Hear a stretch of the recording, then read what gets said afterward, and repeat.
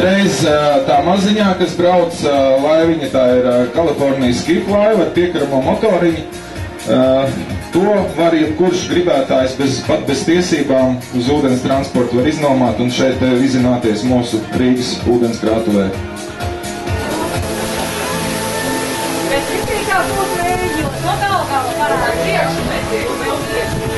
Jā, Daugava parāda savu varanumu.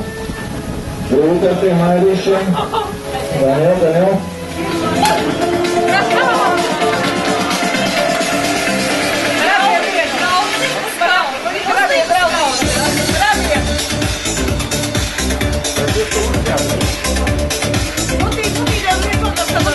Jā, dod daudz.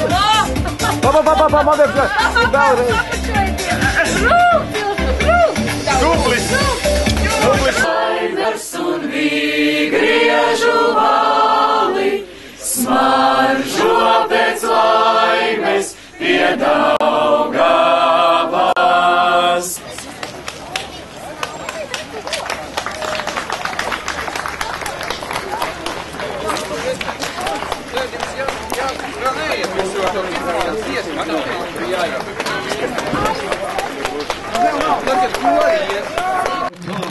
Jubilāri nav jāceļas kājās, viņi tūlīt drīkstēs apsēsties, bet 90 gadi ir tāds mūžs, ka mēs visi piecelsimies. Emīlija, viņa visi sveicina. Viņa mīlestība. Ko jūs mīlējat? Savu ģimeni. Savu ģimenieti. Pēc ziediem izšķirs mana doma, izšķirs kultūras dienība.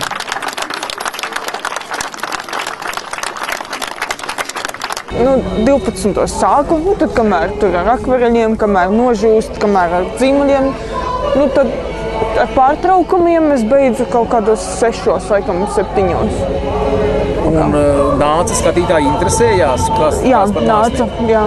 Jau 12. bija pirmie skatītāji uz atklāšanu, un jau prasīja, kāpēc, kur ir akts atklāšanas, un bija ļoti tādi noskaņoti uz to.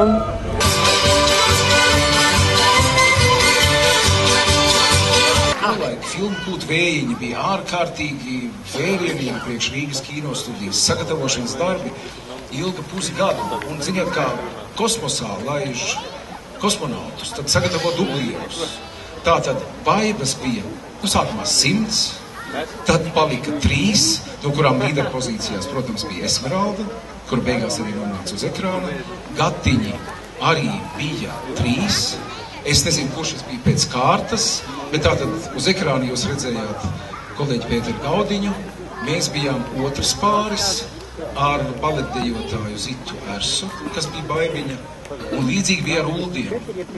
Uldis nebija tikai Ģerts Jakovļevs, tur bija 10 Uldi.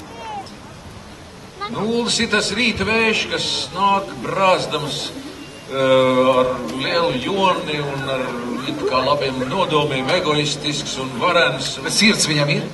Nu, sirds viņam ir, tikai tā sirds viņam vien brīdi nepareizi strādā, jo būtībā jau tā ir liela traģēdija Ulda parādīšanās. Bet patiesībā viss ir atkarīgs tikai no mums pašiem, no mūsu spēka, no mūsu uzņēmības un no mūsu gudrības. Tāpēc es domāju, izglītosim savus bērnus, darīsim visu, lai mēs kļūtu saprātīgāki, un tad jau arī viss būs labi.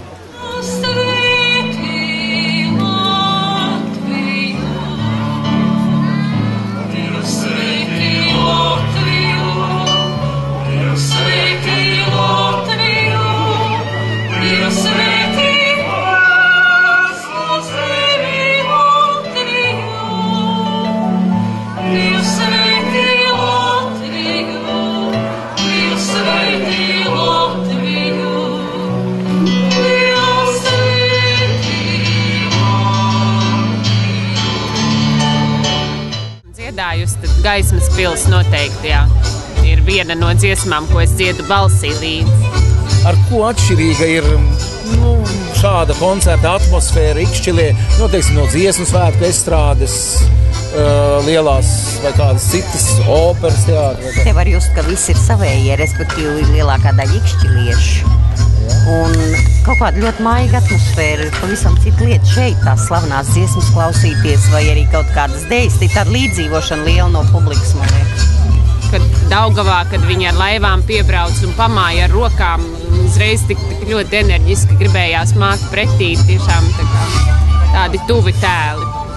Laikam jau man mīļākā tomēr ir tā dalībnieku loma, jo tā dejošana ir mana sirdslieta un tas ir tas, kas man palīdz. Noteikti jāturpina. Mēs uzskatām, ka mums ir sava misija un ka šī mūsu misija ir tieši šī kultūra vēsturiskā mantojuma saglabāšana un ne tikai saglabāšana, bet šī kultūra vēsturiskā mantojuma tāda dalīšanās ar šo mantojumu. Nu, es eju.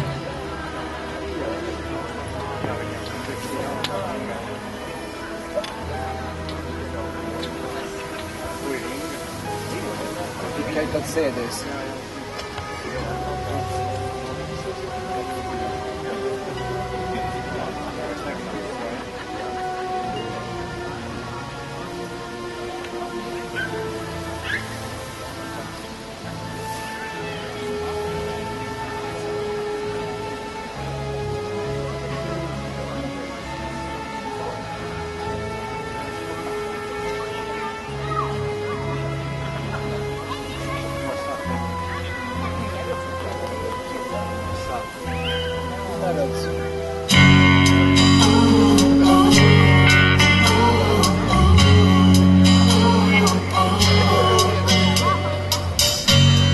Dzīve kā košos, 20 sēnes.